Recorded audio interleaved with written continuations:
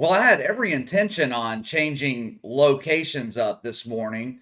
I'm tired of looking at these Illuminati curtains that are in this room. I went to test out the other room. The echo is just so bad that the sound quality is just too poor. I'm going to have to buy one of those big ass echo screens for that room, and hopefully it'll work then. And I still have a lot to do in there to get it the way I want it. So I'm going to take some time over the next week or so and hopefully finish getting everything set up in the new room that I'm going to film in so we don't have to look at this shit anymore. I know I've been putting it off for months. It's just hard to find the time between running multiple sports books, cranking out 2 videos 6 days a week. Time gets away from me. By the end of the day, I'm just spent. I'm tired. My videos are usually, I don't know, 8 to 10 minutes, 12 minutes long. They're short and to the point. Now, it may not seem like it takes much time to get them done, but it does. The average video takes anywhere from 3 to 4 hours. Most of that time is prep work, research. Other channels on YouTube, they crank out 5, 6 videos every day. But all they do is summarize articles that other people wrote. We don't do that here.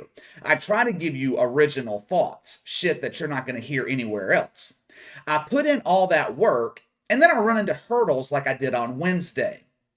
YouTube's check system, not allowing my videos to be monetized for absolutely no reason.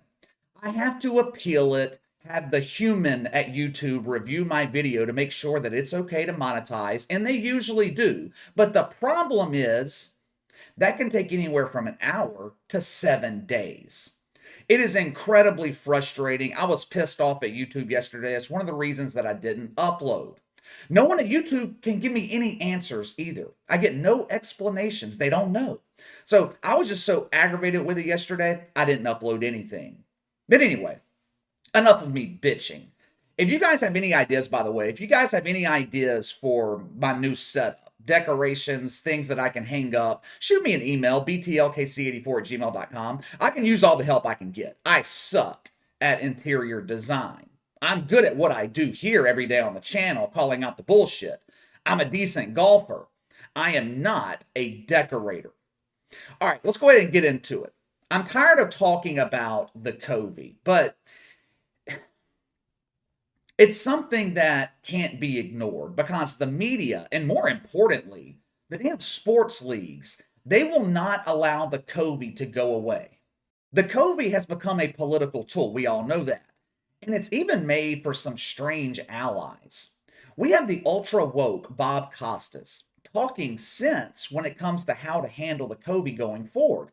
And then we have Doug Gottlieb, normally a common sense thinker, talking out of his ass. Bills wideout Cole Beasley, he tested positive for the COVID this week. He has mild symptoms, but because of the NFL's ridiculous protocols, Cole Beasley is going to be forced to miss the most important game of the season against the Patriots. This game could and probably will decide who wins the AFC East. But that doesn't matter. Cole Beasley has a cold. He can't play.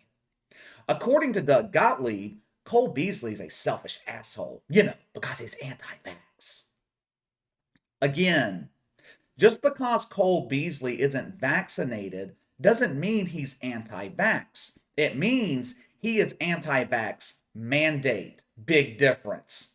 Doug Gottlieb, he doesn't just say Cole Beasley is selfish, he calls the rest of us selfish too for making personal decisions when it comes to our own health. He proceeds to claim that the NFL does not have a vaccine mandate.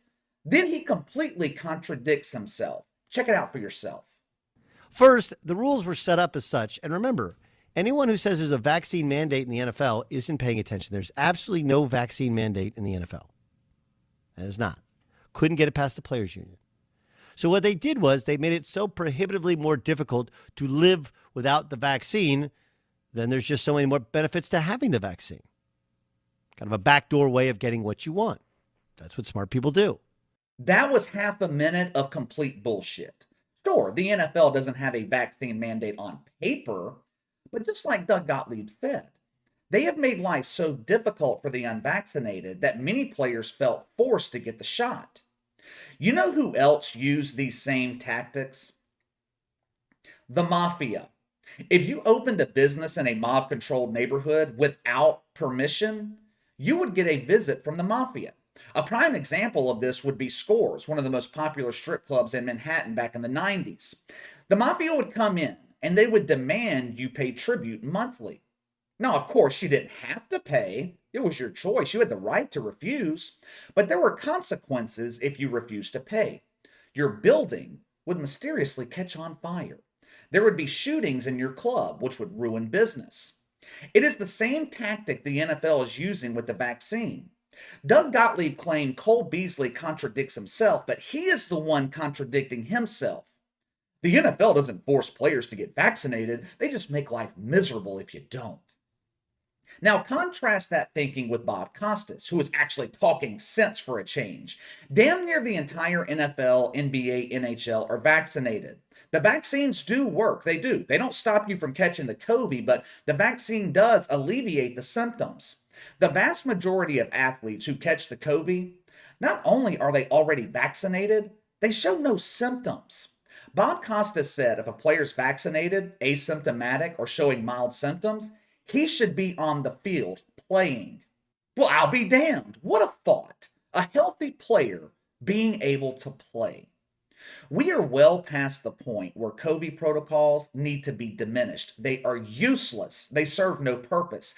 The only thing these protocols accomplish is causing more problems, causing more chaos. That's by design. It was announced yesterday that both Taysom Hill and Trevor Siemian were forced to enter the NFL COVID protocols, meaning the Saints don't have a fucking quarterback Monday night against the Dolphins. New Orleans is in the midst of a playoff push. These last 3 weeks are the most important games of the season. This team has fought through adversity all season long. They were misplaced for 4 weeks because of the hurricane. Search parties have been looking all season for Michael Thomas. No one can find him. Jameis Winston lost for the season late October. Alvin Kamara missed 4 weeks. Mark Ingram's missed time. Sean Payton forced to miss last week because of the fucking COVID protocols. And now, entering one of the biggest games of the season, Saints don't have a quarterback. It's bullshit. And it's completely preventable. All Roger Goodell has to do is get rid of the protocols. I'm about to tell you who the real victims of the COVID rules in sports are. Now, I can't take credit for this point. I got this from someone else. One of my friends called me yesterday afternoon. We've been friends for over 20 years. He was the one who gave me this great observation. I hadn't thought about this, and I'm going to share it with you now. Texas A&M has chosen to sit out their bowl game because some of the players on their roster have the COVID, some key players on their roster. Now, you know who the real victims are here? It's not the players, though it does suck for the seniors who won't play in the final game of their college career. It's not Jimbo Fisher, who at minimum should give up some of his salary to compensate for what I'm about to tell you. Jimbo Fisher bitched out. He had enough players to play. He chose to opt out.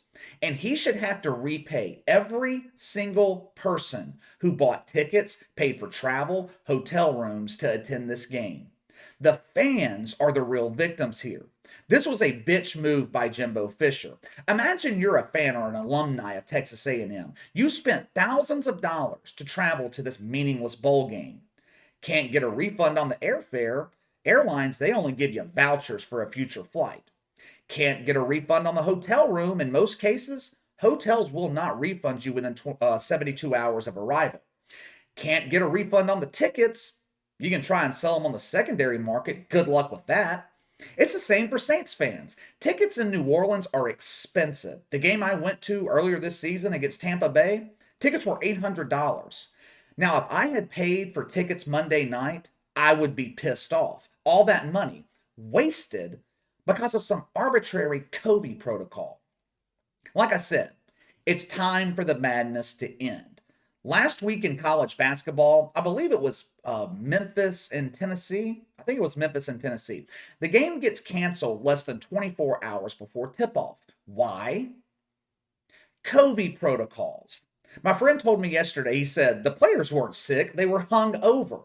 Now, whether or not that's true, I don't know.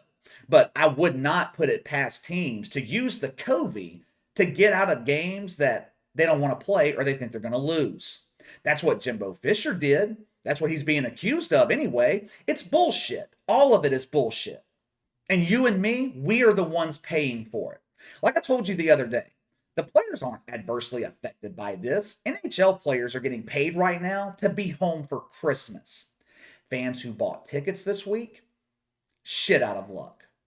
All right, let me know what you guys think. Are the fans the real victims of the COVID protocols in sports? Sound off in the comments below. Make sure to like and subscribe. Click the notification bell to receive all notifications from the channel. Best way to contact me is by email at btlkc84@gmail.com, KC_BTL84 on Twitter. I'll see you guys later.